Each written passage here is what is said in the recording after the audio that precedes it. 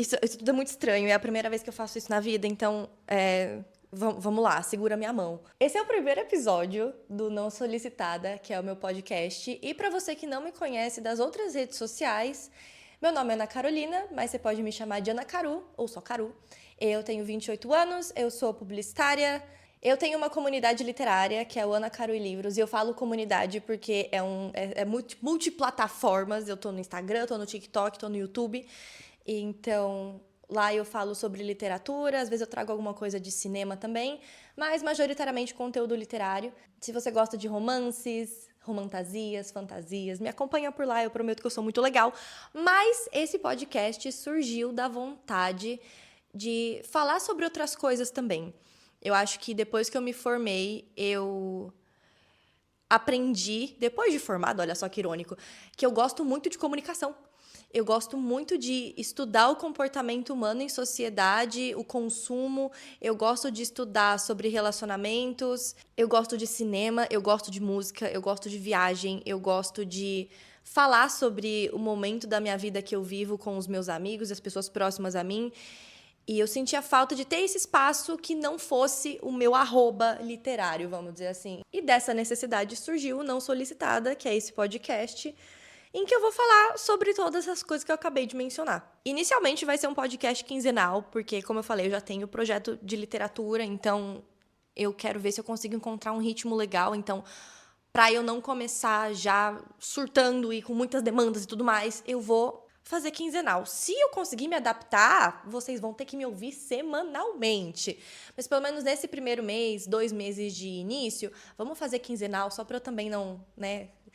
Comecei o podcast e em seguida, né, tive um burnout. Então, vamos dar uma segurada, vamos com calma. Pra quem já me conhece, e aí, amiga? Olha só, eu aqui no Spotify e no YouTube de formato diferente.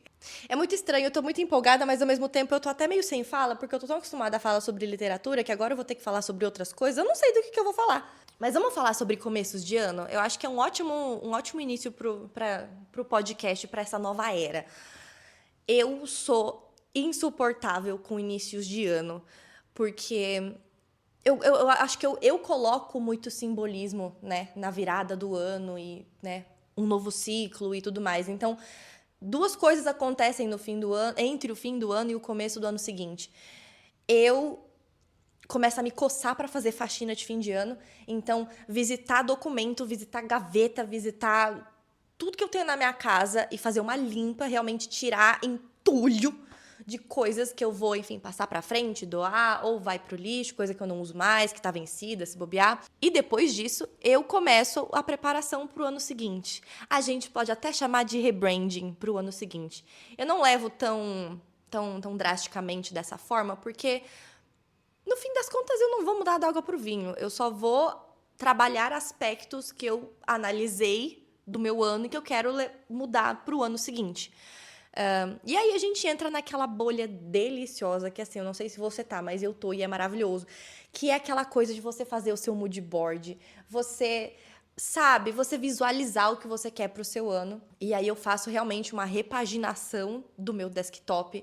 Eu monto um wallpaper pro meu computador. Eu faço toda uma reconfiguração do meu Notion.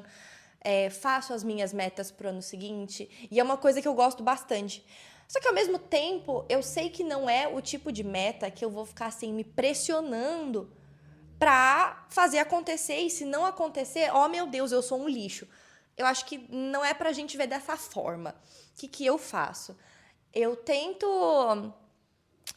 Como é que eu vou explicar? Eu tento usar só como um guia, como um norte, como uma meta. Se vai cumprir ou não, vai depender de mim.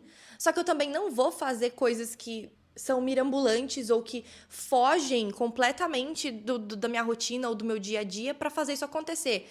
Um exemplo, sei lá, quero fazer uma viagem e para isso eu tenho que juntar dinheiro. Só que, né, eu tenho um total de R$ 0 na minha conta do banco, suponhamos. O que eu vou fazer? Se a minha meta é viajar em tal data, ao invés de eu fazer comprinhas mais supérfluas, eu vou colocar na minha cabeça, não, pera, eu tô querendo viajar, eu acho que eu consigo não comprar o meu 20º batom, entendeu?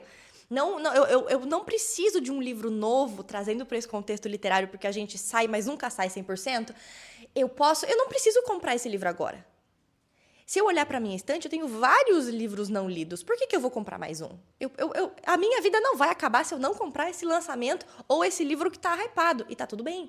Então, é mais uma meta, realmente, que vai guiar o meu ano, mas que se não acontecer, no fim das contas, se eu não viajar em qualquer data que seja, eu ainda assim vou ter juntado dinheiro, por exemplo. Então, eu fico nesse comichão de, né, limpar o antigo, abrir espaço para o novo. E nesses momentos, eu gosto de botar o ChatGPT para trabalhar a meu favor, porque eu gosto muito de pensar em como que eu quero que esse ano que está entrando sinta dentro de mim, a forma como eu quero me sentir durante esse ano. A terapia me fez enxergar que existem alguns pontos que eu preciso trabalhar e que eu quero que esses pontos que eu vou estar trabalhando durante o ano reflitam já diretamente na forma como o meu ano vai acontecer. Então, já abrindo, me expondo aqui, eu descobri que eu gosto muito de controlar as coisas, até coisas que não precisam de controle. Eu acho que eu gosto de saber o que vai acontecer. Eu gosto de não ter medo de ser surpreendida por algo negativo. Então, eu tento colher várias garantias, várias informações que vão me garantir essa certeza boa. Só que eu percebi que isso não tá só, por exemplo, no meu trabalho, porque eu sou extremamente organizada, eu sou freelancer, né? Então, eu preciso ter uma agenda, uma organização muito boa, um controle muito bom. Só que aí eu vi que não estava indo só para essas áreas da minha vida. Então, se a minha meta, por exemplo, para 2026 é ter um ano mais leve, é canalizar essa energia um pouco mais leve, essa coisa um pouco mais calma, essa coisa de tudo bem, um pouco de caos, um pouco de desordem, um pouco de surpresa na vida, eu tento pegar referências de pessoas que eu acompanho e que eu quero canalizar isso. E aí eu coloco o ChatGPT para fazer essa análise comigo. Por exemplo, pessoas que eu admiro, da internet, do cinema, enfim. Emma Watson, Olivia Dean, Taylor Swift e, sei lá, Maju Trindade, são figuras que eu acompanho e que eu falo, cara, gosto da energia que pelo menos as pessoas resplandecem através do que eu acompanho. Não sei se essas pessoas são assim na vida real, mas o que eu recebo me entrega uma aura, uma estética, e aí eu boto o ChatGPT para tentar recolher comigo elementos e coisas que eu posso fazer que me façam ter menos medo do controle, da falta do controle, da falta de ter todas as respostas. Então, eu tento fazer essa análise e tentar carregar comigo esse ensinamento, de certa forma. E talvez isso também seja um traço de controle meu, só que eu percebo que isso não me prejudica. Pode ter uma sessão com a minha terapeuta que ela vai falar, amiga, isso te atrapalha sim? Pode, mas não chegamos nela ainda. Então, eu vou me manter nisso aqui. Eu também já usei o ChatGPT para me ajudar a montar lookinhos estratégicos, para me dizer as cores que mais combinam comigo. Eu não fiz análise de cor pessoal, isso também é uma coisa que eu adoro, mas eu não fiz análise de cor pessoal porque eu sei que o ChatGPT não consegue fazer esse tipo de análise. Só que pelo que eu já conheço de mim, das roupas que eu gosto, das cores que eu uso, que já destacam os meus olhos ou que escondem as minhas olheiras e etc., eu já meio que tenho um nome para essa estação, que acho que é outono suave. E aí eu já boto o ChatGPT para me ajudar com essas ferramentas a partir do que eu já tenho. E é muito bom, gente, é muito legal. Porque aí você faz um combo, entendeu? Você consegue definir a energia que você quer abraçar para o ano, você consegue definir muito bem as cores que combinam com você, estilos que às vezes você nem imaginava que ficariam legais e que ficam, sabe? E é maravilhoso, é delicioso mexer com isso. Então, o meu começo do ano foi exatamente assim. Foi limpando a minha casa, foi reformulando o meu Notion e conversando com o ChatGPT nesses detalhes.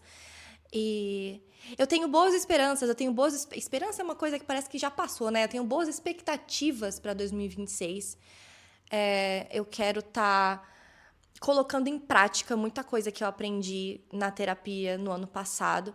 É muito interessante, porque eu sinto que 2025, para mim, foi um ano de muito aprendizado. Foi um ano muito teórico, que eu entendi muita coisa. Gente, 2025, para mim, foi um troço que me abriu os olhos para a psicologia da vida, entendeu? 2025, eu entendi muito sobre mim, sobre quem eu sou, sobre quem eu quero ser. foi um ano que eu realmente parei para me estudar. Eu acho que é uma coisa muito interessante você se conhecer e se descobrir e definir o que você gosta e o que você não gosta. E não de uma forma engessada, que, isso nunca vai mudar, essa sou eu. Não, acho que a gente está em constante evolução. Então, eu aprendi coisas sobre mim e eu acho que 2026 vai ser o ano de colocar essas coisas em prática. E eu acho que é por isso que eu tô com expectativas tão positivas. É complicado nutrir esse tipo de expectativa, porque se a gente para refletir, mudança é uma coisa que faz com que a gente se movimente. E quando a gente tá na nossa zona de conforto, não é tão agradável assim quando a gente muda. Só que eu acho que eu entendi tanto sobre mim que o que eu preciso fazer agora é pôr em prática. Então, poxa, eu aprendi que eu gosto de tal estilo. Nossa, vou começar a colocar isso em prática. E eu não falo em coisas grandiosas, tipo assim, vou me vestir de tal forma quando eu for sair. Não, eu falo muito mais de um lugar de tipo assim, porra, tô com preguiça de me arrumar bonitinha pra trabalhar dentro da minha casa, ninguém nem vai olhar pra minha cara. Mas eu vou. Eu vou me olhar no espelho, né? Eu vou tirar uma selfie. Então, passinhos pequenos que antes eu falaria, pra quê, né? Por que eu vou me arrumar hoje? Não precisa. Precisa sim, às vezes é legal. Às vezes é interessante. Então, colocar essas coisas que eu aprendi sobre mim em prática, acho que vai ser um processo... Vai ser divertido. Eu acho que vai ser um processo interessante. Uma das coisas que eu mais adoro fazer, que eu acho que também é um reflexo dessa minha coisa do controle, né, e de saber todas as coisas e tudo mais, é que eu tenho um péssimo hábito de só reassistir coisa. E aí, eu não consigo atualizar o meu Letterboxd, porque tudo que eu já assisti já tá dito lá. Uma das minhas metas, inclusive, para 2026 é não assistir tanta coisa repetida. É ver um filme ou série novo por semana. Eu digo filme, mas série é uma coisa um pouco mais elaborada. Então, um filme novo por semana. Parece algo pequeno. Só que quando eu tô ali scrollando, né, o feed da Netflix, da Prime, Disney Plus, HBO, né, são tantas opções que eu fico, deixa eu me ater ao que eu já conheço, ao que eu já sei que é bom, ao invés de experimentar uma coisa aí por 2 horas e depois sentir que eu perdi tempo. E daí, se eu tiver perdido tempo também? Nossa, gente, que pressa é essa, sabe? Então, eu me propus a exercitar esse lado um pouco, né, de testar coisas novas e sair um pouco da minha zona de conforto, que seria reassistir coisas. E eu já consegui, tá? Semana passada eu assisti o filme de Férias com Você, da Emily Henry. Gente, que delícia poder falar filme de Férias com Você, da Emily Henry. Ela é uma das minhas autoras favoritas. Esse, inclusive, foi o primeiro livro dela que eu li, de Férias com Você. E eu consigo lembrar vividamente da minha vida antes da Emily Henry e a minha vida depois da Emily Henry. Eu acho que cada livro dela que eu li me dá um tapa diferente. Eu quero trazer, inclusive, cada um dos temas de cada um dos livros em episódios aqui. Então, eles vão ser citados eventualmente, esses livros. E foi muito bom, gente. Ai, que saco, que saco. Uma coisa que eu não achava que ia acontecer comigo na fase adulta seria fanficar da mesma forma que eu fanficava com o Justin Bieber em 2012. E eu tô quebrando muito a minha cara, porque o Tom Blight apareceu ali com a Emily Badler, não lembro, Badler. Enfim, a diva maravilhosa, perfeita, que é a Pop. Ele apareceu na TV. E desde então, as minhas redes sociais se resumem a edits ou dele ou do Steve Harrington. Gente, pra quê? Pra quê? Então foi um filme maravilhoso. Foi um filme que fala de férias. Eu acho que ele não chegou a aprofundar tanto na questão de solidão e na questão do escapismo que a personagem principal se utiliza, que são as férias, as viagens. Eu acho que ele não chega a aprofundar tanto, mas a ideia geral do livro eles conseguiram captar muito bem. A gente tem esse comportamento, né, da personagem principal. A gente tem o personagem masculino, que é o Tom, que, na verdade, ele interpreta o Alex, que é um completo oposto. Só que aí eu vi... Ai, que ódio! Eu vi essa infeliz da Emily Henry falando sobre a inspiração dela para escrever esse livro. E ela olhou para a câmera e falou, eu me inspirei no filme... Harry e Sally feitos um pro outro, só que invertido. Porque nesse filme, o Harry é o desprendido, o espírito livre. E a Sally é a controlada, é a retida, né? É aquela coisa quadradinha. E nesse é o contrário, em De Férias com Você é o contrário. Então, eu amo Harry e Sally. Então, pra mim, foi um soco na minha cara, porque eu não imaginava, eu não tinha pego essa referência. E quando eu assisti o filme e eu vi as cenas que, né, se inspiraram nas cenas do filme ali, eu fiquei, gente, realmente, são eles. Então, foi muito gostoso ver esse filme. Eu acho que, assim, por mais que eu não lembre 100% da história, por mais que eu não lembre 100% dos comportamentos dos personagens diante das coisas que acontecem, eu ainda senti que serviu. Foi uma boa adaptação. Não foi 100% fiel. Eu acho que aconteceram mudanças aí no roteiro, mas que no fim das contas me agradou. Só que assim, De Férias com Você não é o meu livro favorito dela. Então, talvez eu não tenha ficado cri-cri em relação à adaptação literária por causa disso, porque não é meu favorito. Agora, se ela mexer no meu Charlie Lastra, que é o personagem de Loucos por Livros, ou na Harriet e no Win de Lugar Feliz, ou na January e no Gus de Leitura de Verão, ou no Hayden e na Alice de Uma Vida e Tanto, aí a gente vai ter uma conversa um pouco séria. Por quê? Quem está trazendo as adaptações dos livros da Emily Henry, pelo menos acho que todas foram confirmadas pelo mesmo estúdio, é a Netflix. E a gente já veio de um histórico não tão positivo assim da Netflix, né? Eu acho que Bridgerton é um ótimo exemplo. Por mais que eu não tenha lido os livros, eu tenho amigas que leram e que estão muito frustradas com o que está saindo. Então, né? Paciência. Mas quem eu confio, o meu coração michuruco em adaptação é o Prime Video e a HBO. Se bem que Netflix arrasou muito em Pra Todos os Garotos que Já Amei, que foi uma história, inclusive, que eu li por causa das adaptações, que não é uma coisa tão comum de se fazer, né? Normalmente é o contrário, você lê para poder ver o filme. Então, ter visto Lara Jean e Peter Kavinsky, me apaixonado pelo universo e ter ido atrás do livro, já foi um comportamento diferente. Então, ali a Netflix foi muito boa, tá? Porque é uma adaptação ótima.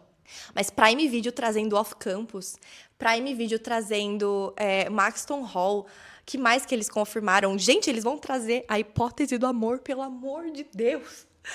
Eu sou obcecada em A Hipótese do Amor. E esses dias eu tava falando com o meu clube do livro e eu percebi que eu não me lembro de nada da história. Nada detalhes assim, sabe? A história geral sobre o que é, eu lembro, sim. Agora, detalhes, falaram de uma cena com um personagem que eu fiquei, gente, quem? Não me lembro dessa pessoa. Então, vou reler com certeza antes do lançamento. E a HBO, eu não sei de nenhuma confirmação, não me lembro, pelo menos, de nenhuma adaptação confirmada, além do Cavaleiro dos Sete Reinos, né? Que é do universo de Game of Thrones. Mas tenho boas expectativas também. Enfim, 2026 é a reencarnação de 2016. Eu já vi essa trendzinha do pessoal postando fotos de 2016. Fiz isso também, tá? Fiz muito e amei. Percebi que naquela época eu não me achava tão Tumblr, mas eu era Tumblr sim, tá? Eu era. E vai ser um ano muito bom. Eu espero que por aí também seja. Espero que você consiga nutrir boas expectativas e tenha boas experiências em 2026. Eu espero conseguir sustentar esse podcast e, ao mesmo tempo, sustentar toda a comunidade literária que a gente construiu no Ana Caro e Livros. Se você gostou desse primeiro episódio, já segue por aqui. A gente também tem um Instagram só do podcast, que é Não Solicitada. Então, por lá eu vou estar compartilhando melhores momentos, vou estar compartilhando, enfim, quotes e temas que a gente pode discutir e tudo mais. Então, vai ser muito legal ter você por lá. E se você não me segue nas minhas redes sociais literárias, fica a recomendação também. Se você gosta de literatura, romantasia, fantasia, romances, eu falo disso por lá. Então é isso, eu vou ficando por aqui e a gente se vê daqui 15 dias.